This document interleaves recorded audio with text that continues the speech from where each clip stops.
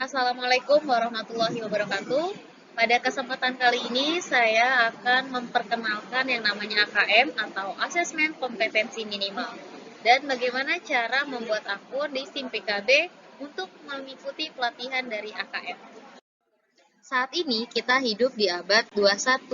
Maka dari itu kita perlu mengetahui kecakapan apa saja sih untuk hidup di abad 21 ini. Yang pertama ialah kecakapan belajar dan berinovasi.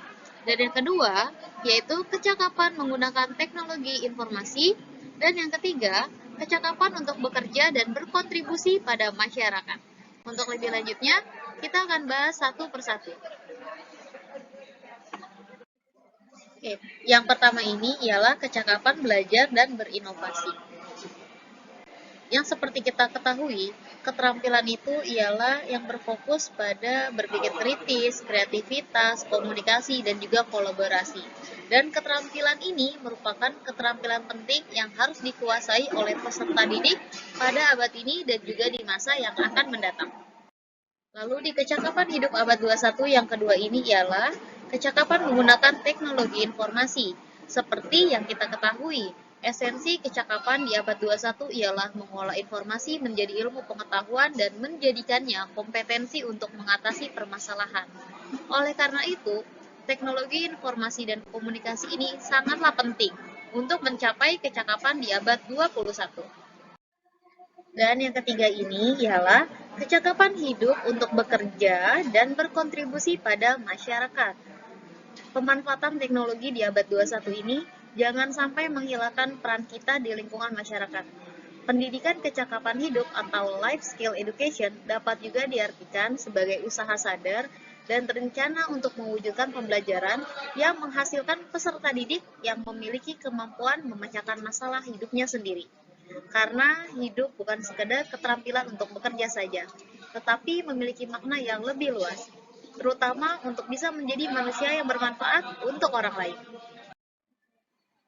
Seperti yang tadi kita bahas, di kecakapan hidup abad 21 itu ada tiga. Yang pertama, kecakapan belajar dan berinovasi, kecakapan menggunakan teknologi informasi, dan yang terakhir itu kecakapan hidup untuk bekerja dan berkontribusi pada masyarakat. Lalu bagaimana sih cara mengukur kompetensi tersebut? Jawabannya ialah menggunakan asesmen nasional. Jadi, asesmen nasional itu tidak hanya memotret hasil belajar kognitif siswa aja, sebagaimana yang terjadi dalam ujian nasional sebelumnya. Karena di asesmen nasional ini juga memotret hasil belajar sosial emosional yang di dalamnya itu ada sikap, nilai, keyakinan, serta perilaku yang dapat memprediksi tindakan dan kinerja siswa di berbagai konteks yang relevan. Setelah mengenal kecakapan hidup di abad 21, sekarang kita mengenal profil pelajar Pancasila. Ada 6 hal. Yang pertama itu ialah beriman dan bertakwa kepada Tuhan Yang Maha Esa dan berakhlak mulia. Yang kedua ialah berkebinekaan global. Ketiga, mandiri. Keempat, bernalar kritis. Yang kelima ialah kreatif. Dan yang keenam itu bergotong royong. Lalu, bagaimana keterkaitan antara asesmen nasional dengan kecakapan abad 21 dengan profil pelajar Pancasila? Keterkaitan asesmen nasional dengan kecakapan abad 21 dan profil pelajar Pancasila bisa dicek dari bagian di bawah ini, yaitu mulai dari kompetensi siswa, kita bisa lihat dari kecakapan hidup abad 21, tadi ada 3 poin, lalu ada profil pelajar Pancasila, tadi ada 6 poin. Lalu, cara mengukurnya itu ialah menggunakan dengan asesmen nasional. Dan ada 3 yang bisa dilakukan. Yang pertama ada AKM atau asesmen kompetensi minimal. Yang kedua ada survei karakter. Dan yang ketiga ada survei lingkungan belajar.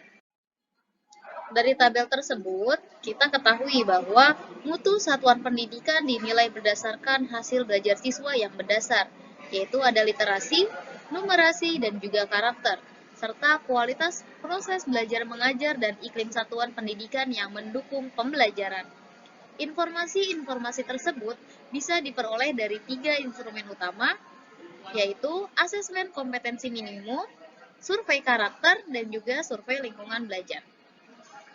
AKM ini merupakan asesmen yang mengukur kompetensi mendasar tentang literasi, yaitu membaca dan numerasi siswa.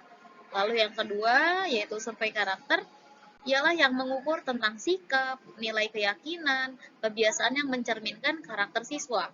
Dan yang ketiga ialah survei lingkungan belajar, yang mengukur kualitas berbagai aspek input dan proses belajar mengajar di kelas maupun di tingkat sekolah.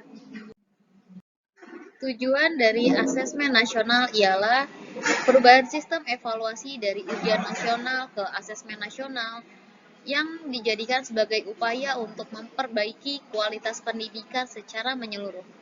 Asesmen nasional juga dirancang untuk menghasilkan informasi akurat untuk memperbaiki kualitas belajar mengajar yang pada gilirannya akan meningkatkan hasil belajar siswa. Maka dari itu, hasil asesmen nasional sendiri diharapkan mampu memberikan manfaat bukan sekedar nilai belaka, karena pada tahun 2021 ini, Mendikbud telah menyatakan bahwa hasil asesmen nasional dimaksudkan sebagai peta awal mutu sistem pendidikan secara nasional. Asesmen nasional tidak akan digunakan untuk mengevaluasi kinerja sekolah maupun daerah. Dan inilah 3 manfaat asesmen nasional. Yang pertama ialah potret kualitas pembelajaran di sekolah ataupun daerah. Yang kedua ialah umpan balik peningkatan kualitas pembelajaran sekolah ataupun daerah. Dan yang ketiga ialah dasar untuk penyusunan program peningkatan kualitas pembelajaran sekolah dan juga inilah perbandingan antara asesmen nasional dengan ujian nasional. Kriteria pembandingnya itu mulai dari tujuan pelaksanaan. Jika di asesmen nasional untuk mengevaluasi mutu terkait sistem satuan pendidikan, maka di ujian nasional untuk mengevaluasi capaian hasil belajar murid secara individu. Dan jika di kriteria pembanding jenjang penilaian, asesmen nasional ini berlaku mulai dari SD, SMP, SMA, SMK sederajat, atau program kesetaraan jenjang dasar dan menengah. Lalu jika di ujian nasional hanya diperuntukkan untuk SMP atau MTS, SMA atau MA, dan juga SMK atau sederajat. Dan di kriteria pembanding level siswa, asesmen nasional hanya ditujukan untuk kelas 5, kelas 8, dan juga kelas 9. Lalu di ujian nasional, itu berlaku untuk tingkat akhir pada setiap jenjang. Dan jika di kriteria pembanding model siswa, asesmen nasional itu ada pilihan ganda khusus, menjodohkan, isian singkat, dan uraian.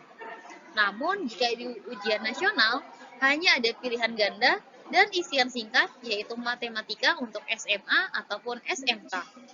Lalu di kriteria pembanding sasaran penilaian, untuk asesmen nasional, untuk SD atau MI, SMP atau MTS, SMA atau MA, dan juga SMK, serta program kesetaraan jenjang dasar dan menengah. Lalu untuk ujian nasionalnya, ialah pilihan ganda dan isian singkat, seperti matematika di jenjang SMA dan juga SMK. Lalu yang terakhir di kriteria pembanding metode penilaian, jika di asesmen nasional menggunakan MSAT, lalu di ujian nasional menggunakan CBT. Inilah yang harus ditekankan bahwa asesmen nasional bukan pengganti ujian nasional. Karena di asesmen nasional itu cakupannya berbeda jika dibandingkan dengan ujian nasional. Di asesmen nasional lebih memberikan gambaran yang lebih utuh, luas mengenai mutu pendidikan. Dan bukan hanya secara kognitif, namun juga secara karakter dan juga iklim belajar. Lalu, jika di ujian nasional, butir-butir soal ujian nasional hanya mengukur kemampuan kognitif siswa, sehingga input dan proses pembelajaran kurang dapat tergambarkan dengan baik. Hal ini belum sejalan dengan tujuan pendidikan yang ingin mengembangkan kemampuan berpikir tingkat tinggi serta kompetensi lain yang relevan dengan abad 21, sebagaimana tercermin pada kurikulum 2013. Sekarang saatnya kita mengenal kriteria peserta asesmen nasional atau AM. Yang pertama ialah seluruh satuan pendidikan. Yang kedua, tidak semua siswa ataupun murid. Yang ketiga, memilih sampel secara acak. Yang keempat, diambil dari kelas 5, 8, dan 11. Lalu yang kelima, tes literasi membaca, tes literasi numerasi, survei karakter, dan survei lingkungan belajar. Selanjutnya, bentuk soal asesmen nasional atau AKM terdiri dari pilihan ganda kompleks, menjodohkan, isian singkat, dan uraian. Yang pertama, ialah pilihan ganda. Siswa hanya dapat memilih satu jawaban yang benar dalam satu soal. Dan yang kedua, pilihan ganda kompleks. Siswa dapat memilih lebih dari satu jawaban benar dalam satu soal. Dan yang ketiga, menjodohkan. Siswa menjawab dengan cara menarik garis dari satu titik ke titik lainnya yang merupakan pasangan pertanyaan dengan jawabannya. Yang keempat, isian singkat. Siswa dapat menjawab berupa bilangan, kata untuk menyebutkan nama benda, tempat, atau jawaban pasti lainnya. Yang kelima, uraian, yaitu siswa menjawab soal berupa kalimat-kalimat untuk menjelaskan jawabannya. Bentuk soal asesmen nasional AKM. Yang pertama, siswa kelas 5 akan mengerjakan 30 butir soal untuk mengukur kompetensi literasi membaca dan 30 butir soal untuk mengukur kompetensi numerasi.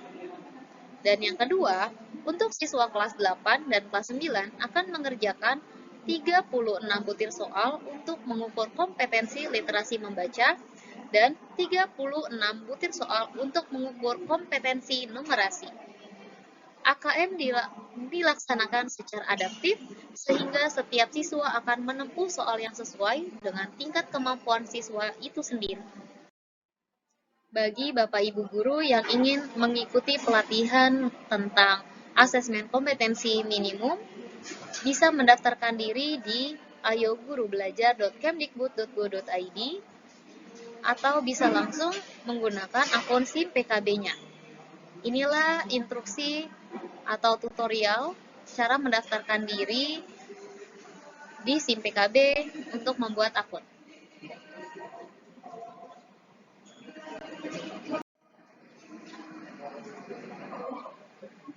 Silakan Bapak Ibu isi dengan nomor UKG yang sudah tertera atau yang sudah dimiliki.